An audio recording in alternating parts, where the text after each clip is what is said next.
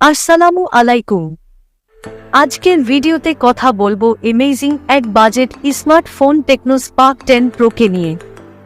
এই ফোনটি যা অফার করছে তা আপনি ফোনটির প্রাইসের সাথে ঠিক মিলাতে পারবেন না। যাই হোক, এখানে থাকছে 50 মেগাপিক্সেলের মেইন ক্যামেরা এবং 32 মেগাপিক্সেলের ফ্রন্ট ক্যামেরা, ফাস্ট রিফ্রেশ যুক্ত ডিসপ্লে, বিশাল ব্যাটারি। আর যদি বলি ডিজাইনের কথা, এটা তো আপনি লাইক করবেনই। এই ভিডিওতে আমরা ফোনটির স্পেসিফিকেশন, ফোনটির ক্যামেরা বা এটার গেমিং পারফরম্যান্স কেমন পাওয়া যাবে, সেই সাথে প্রাইস কেমন পড়তে পারে তা আমরা একদম ডিটেইলে জানতে পারবো। আশা করব পুরো ভিডিও জুড়ে আমার সাথেই থাকবেন। তাহলে চলুন শুরু করা যাক আজকের এই ভিডিওটি। ফোনটির ডিজাইনের কথা বললে এটা সত্যিই অসাধারণ লাগছে দেখতে। একদম বক্সি ডিজাইন দেখতে পাবেন, যার কারণে ফোনটিকে আরো বেশি আকর্ষণীয় লাগছে। এর ক্যামেরা মডিউল দেখেই বুঝতে পারছেন একদম কারেন্ট জেনারেশন আইফোনের মতো লাগছে দেখতে। যাই হোক, ব্যাক গ্লাস হলেও এর ফ্রেম কিন্তু প্লাস্টিকের। তবে ভালো লাগছে এই কারণে এটা যে প্রাইজে লঞ্চ হয়েছে, এই প্রাইজে সাধারণত প্লাস্টিক ইউজ করা হয়।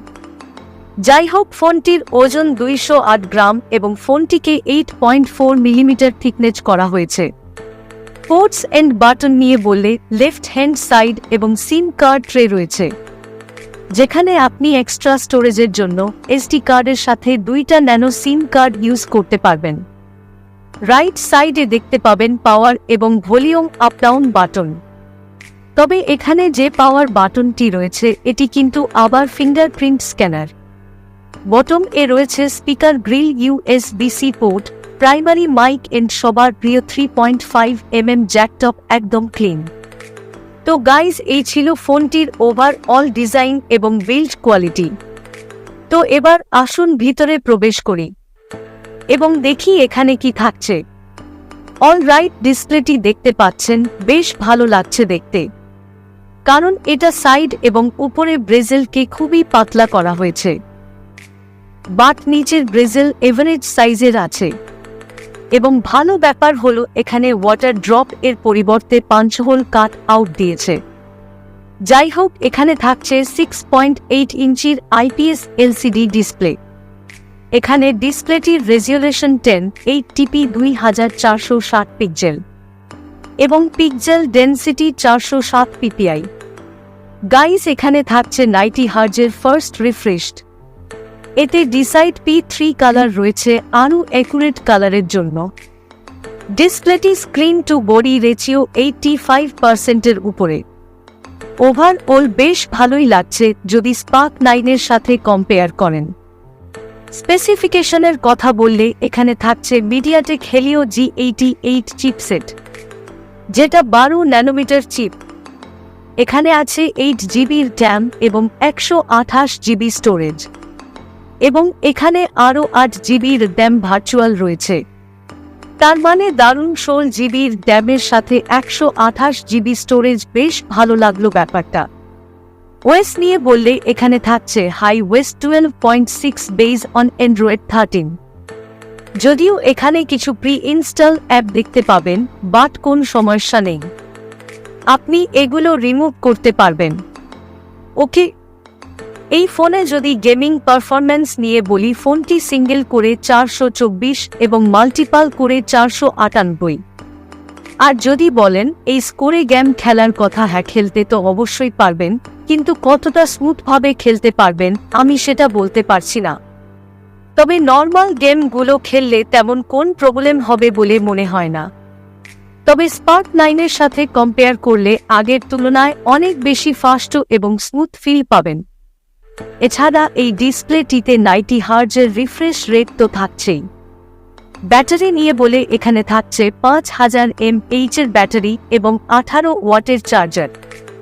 আর এই ফোনটি আপনি পুরোদিন ইউজ করতে পারবেন। আর যদি বলেন ফোনটি চার্জ হতে কত সময় লাগে, তাহলে সেটা প্রায় 2 ঘন্টার মতো। এবার আসি কানেক্টিভিটি নিয়ে। এখানে dual 4G, Bluetooth, NFC and 3.5 millimetre audio jack, জি গাইজ, এখানে এনএফসিও থাকছে। ওকে গাইজ, এবার হচ্ছে এর ক্যামেরা নিয়ে। এই ফোনটিতে রেয়ার প্যানেল থাকছে 50 মেগাপিক্সেলের প্রাইমারি ক্যামেরা, একটি এআই লেন্স এবং কোয়াড এলইডি ফ্ল্যাশ। ফ্রন্টে আসলে এখানে থাকছে 32 মেগাপিক্সেলের সেলফি ক্যামেরা। চলুন এবার দেখে আসি এর মেইন ক্যামেরাতে তোলা কিছু ফটো। ফটোগুলো ডিসেন্ট ছিল এবং ডাইনামিক রেঞ্জ ও পারফেক্ট আছে। কালারও ঠিকঠাকই আছে, তবে স্যাচুরেশনটা একটু বেশি বলে মনে হয়েছে, যদিও দেখতে বেশ ভালোই লাগে। আর যদি লো লাইট কন্ডিশনে ফটো দেখেন, এটা আমার কাছে দারুণ লেগেছে। আর কালার শার্পনেস এমনকি ডাইনামিক রেঞ্জ ও পারফেক্ট লেগেছে আমার কাছে। গাইজ, এখানে ফ্রন্টে কিন্তু ফ্ল্যাশ লাইট পেয়ে যাবেন, যেটা আপনাকে লো লাইট কন্ডিশনে ফটো তুলতে হেল্প করবে। এবার আসুন এর প্রাইস সম্পর্কে কথা বলা যাক।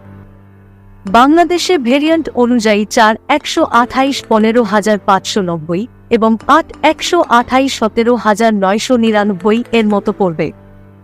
এবার একটু চিন্তা করেন তো এই প্রাইসটি কি পাচ্ছেন। ফার্স্টের ডিজাইন আমার কাছে অসম লেগেছে। সেকেন্ডের ডিসপ্লে, ক্যামেরা আমার কাছে বেশ ভালো লেগেছে। তবে আপনার কাছে কেমন লেগেছে অবশ্যই কমেন্ট করে জানাতে ভুলবেন না। তো বন্ধুরা, আজকের ভিডিওটি এখানেই শেষ করছি। দেখা হবে পরের ভিডিওতে।